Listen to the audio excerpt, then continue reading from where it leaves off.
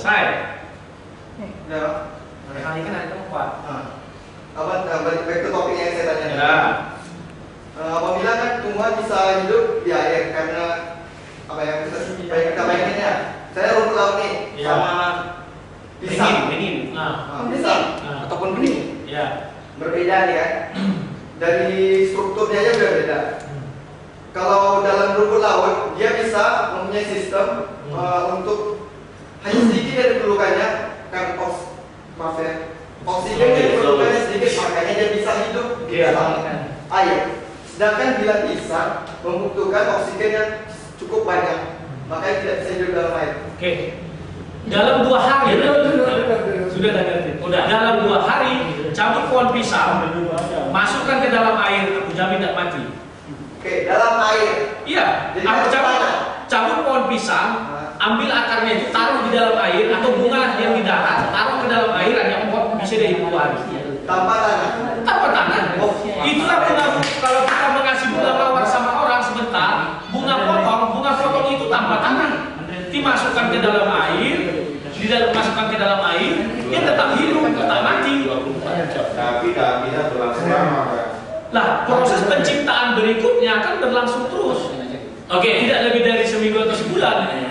Tapi kan hari bukan hari manusia dari Pak. Nah, betul. Makanya hari Tuhan, ingat ya, apapun kalau sudah disinari dari sumber Tuhan, sumber terang sudah ada.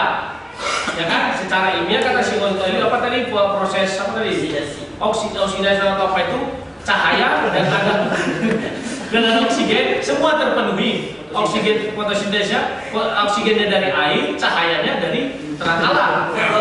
Sebentar. Sekarang gini, saya buka pemikiran kita. Ayat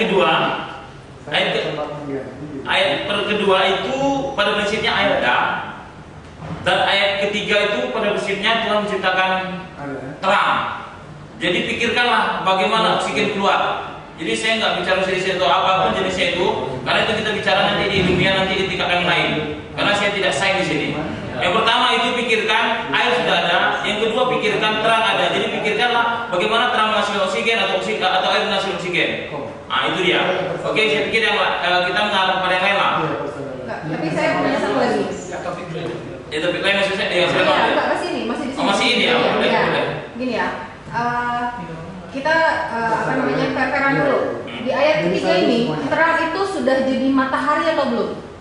Terang bukan berarti harus Iya, itu sumber terang. Terang itu sudah dari jadi alam. matahari atau belum? Belum lah, matahari Oke, diciptakan. Cukup Bang. Ya, Cukup oke. ya. Gini ya. Kita mau bahas ilmiah. Ya. Hari pertama kita ketemukan kata hari.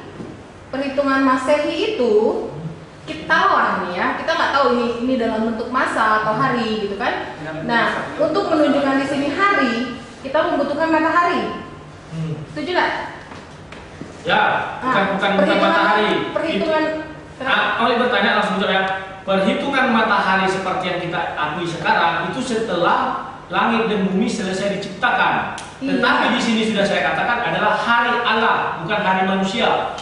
Mohon dipahami hari Allah, karena bumi dan langit dan bumi lagi dalam proses penciptaan. Yang kita lihat sekarang mengatakan hari itu karena sudah selesai semua diciptakan. Silakan. Berarti intinya masa ya hari di sini ya. Hari memang hari Allah, bukan masa. Hari bagi Allah, bukan bagi kita loh, ingatlah. Oke. Dalam Al-Quran, saya sedikit. Sebentar. Sebenarnya dalam Bible juga nanti bisa cek kalimat Ibrani yang digunakan di sana yom. Jadi hari di sana berarti masa. Masa. Ya. Yom. Nanti bisa cek, bisa buktikan omongan saya. Kalau saya bohong gitu. Bahasa Ibrani dari hari itu yom. Bentuk hari kalau bahasa Arabnya yaum, kalau bahasa Ibrani yom. Jadi artinya masa. Nanti Bang ini bisa cek yom. Ya, tidak masalah. Hari pun dalam artian hari Tuhan, bukan hari manusia. Ya. Itu harus digarisbawahi. Kalau di Muslim hari Tuhan ada nggak? Satu hari bagi manusia berapa lama sama Tuhan? Oh, Dari kaminya ya, dari kami satu hari kira-kira 1000 tahun. Oke. Berarti itu hari Tuhan kan? Ya. Hitungan Tuhan 1000 tahun bagi kita itu sehari bagi Tuhan. Ya. Jadi ini kan kadang-kadang kita mikir itu. Ini kan sebelum terjadi susunan manusia, ada untuk beranak cucu dan adanya perputaran matahari. Kita nggak tahu sini jenis perputaran matahari itu berapa cepat, berapa lambat untuk apanya, kita nggak ngerti. Karena ini pas kita berbicara. Subhanallah. Silakan. Tes kelengkapan lagi. Satu tes kelengkapan boleh nggak? Iya, silakan. Kelengkapan. Sedikit membanggakan isi Al-Quran. Satu hari Tuhan itu 1000 hari. Sorry, 1000 tahun. Iya. Dalam Alkitab ada. Tercatat. Kalau 1000 tahun ada. Satu hari Tuhan. Di dalam Al-Quran jelaskan juga bahwa satu hari bagi Tuhan 50.000 tahun. Kadar malaikat Kadar malaikat. Jangan kan mau samakan. Bukan hari Betul, Tuhan, ya. kadar malaikat. 1000 hari pun ada di yang cari. Ya gini. Di imaman itu ada satu hari bagi Tuhan, 1000 tahun bagi manusia. Makanya tadi mengapa saya angkat begitu? Supaya kita ada pemikiran gitu loh. Karena ini Tuhan punya waktu. Di Alkitab itu ada satu hari bagi Tuhan, 1000 tahun bagi manusia. Berarti saya tanya tadi, di Quran ada nggak hari Tuhan? Berarti sama. Jadi nggak usah kita terlalu pikirkan gitu loh. Itu maksud saya. Di Alkitab ada kok satu hari bagi Tuhan, 1000 tahun. Cuma gini Pak, Imaman. saya bukan mau mendebat. Dari pertama yang saya tangkap tadi, waktu Bang Rudi mempermasalahkan hari masa, ya kan? Bang Rudi mengklaim sebelum Bang Rudi mengatakan itu hari Tuhan ya, mengklaim kalau masa di sini nggak valid. Akhirnya kita ketemu akhirnya kan di sini masa Tuhan, masa itu hari Tuhan. Yang saya bilang tidak jelas adalah pada masa keberapa matahari kita. Kan kalau kami misalnya kita anggap masa pertama, masa kedua, bukan saya katakan masanya tidak jelas, tidak salah. Yang tadi sangat ditekankan adalah dalam Alkitab itu hari, dalam Al-Quran itu masa, itu penekanannya. Betul. Tetapi yang saya maksudkan sama-sama masa. Betul. Yang saya maksudkan di situ adalah rangkuman 2 masa, 4 masa, 5 masa, 6 masa. Tapi kalau kita bahas lagi kembali ke belakang. Kalau balik ke belakang mau atau gimana? Itu masanya rangkuman yang saya maksudkan masa keberapa? Maksudnya ada masa pertama, masa kedua, masa ketiga, masa keempat, 5 sampai 6. Kan 6 masa di mana? Pada masa keberapakah daratan diciptakan? Kan itu bertanya. Oke, yang lain. Oke, jadi kira-kira gimana nih biar kita tutup nanti kalau ada yang lain. Oke. Baik, jadi yang belakang tadi mau tanya apa? Yang istilahnya yang lain dari sini loh. Oh, Biar jelas. saya mau tanya aja nih, karena udah mau ditutup. Silakan. Enggak, maaf belum ditutup. Oh, belum. Maksud saya ditutup ininya. Yang masa-masa ini lah. Saya nggak tahu jam. Saya rasa semua. Belum. Kan begitu Pak. Jadi kita tutup lagi dulu. Silakan kalau ada Pak yang mau ini kan. Ya. Jadi ada sedikit yang menggelitik di hati saya. Yang pertama di Yohanes 15 ya Pak ya? Matius 15 ayat 24. Matius 15 ayat 24 dengan Matius 10 ayat 6. ya itulah 2 itu. Ya. Saya gundah betul itu dengan bahasa-bahasa itu bahwa Isa diturunkan untuk Bani Israel gitu. Karena di situ ada kalimat domba. Analoginya domba itu kan Bani Israel. Setuju atau tidak, Pak? Iya. Oke. Setuju nggak? Tunggu Bapak mau bertanya atau gimana? Biar saya jawab. Silakan nanti dulu Pak. Oke. Saudara Rudi nangkap dulu. Oke. Pertama Jadi Oke.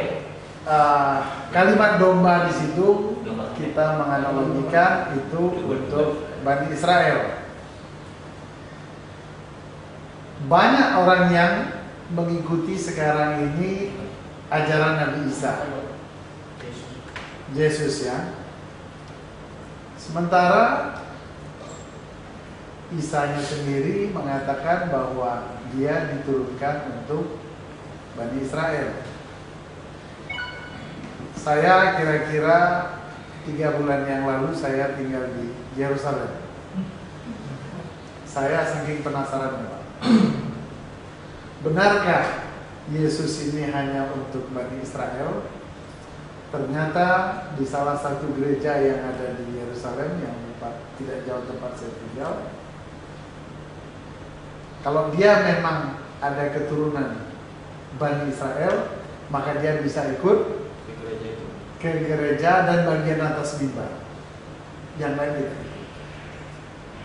Di Kairo sendiri, di Arab Saudi, di Kairo Pak, di Egypt, itu Koptiknya kira-kira 20%, kemudian Islamnya 80%.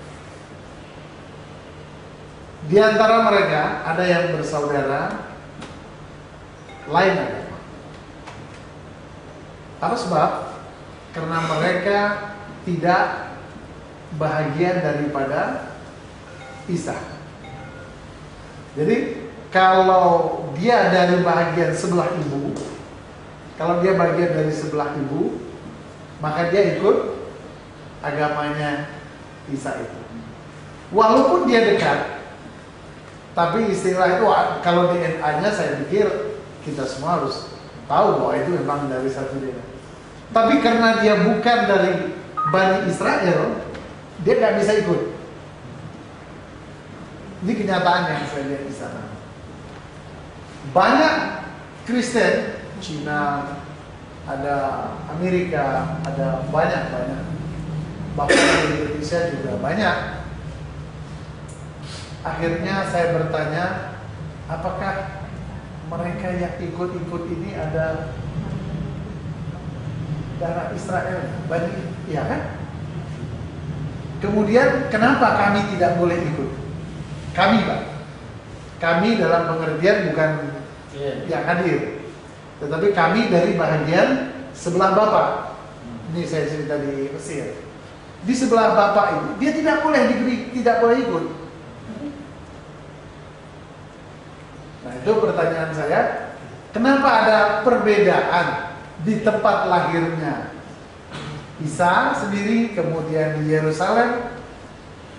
Kalau saya katakan mereka tidak diakui, ya tapi memang nyatanya mereka boleh juga sholat sembahyang di gereja itu, tapi bukan di tempat yang disediakan. Saya sampai penasaran, saya ada foto-fotonya.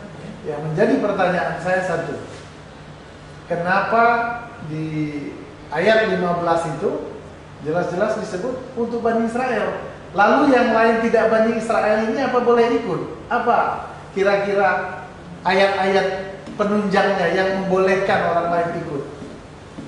Terima kasih Pak Widi. Terima kasih Pak.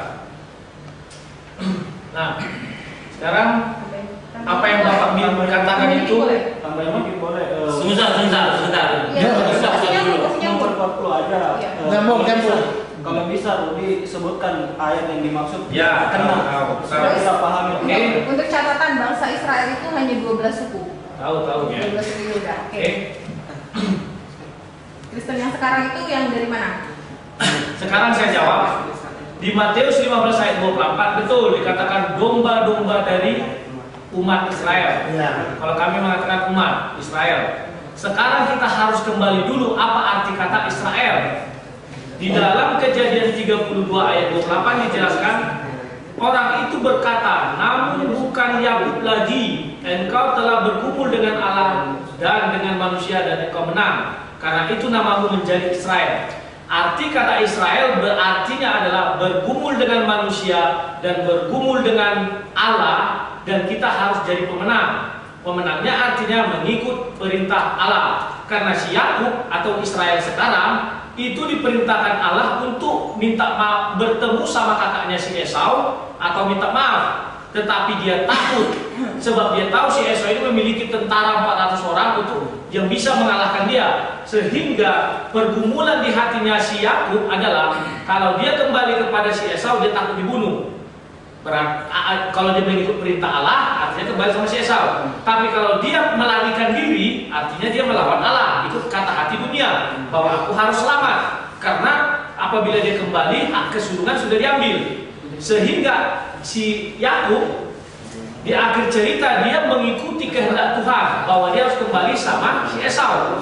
Dia pergi menemui si Esau dan di tengah jalan bertemu sama malaikat dan mereka bergulat.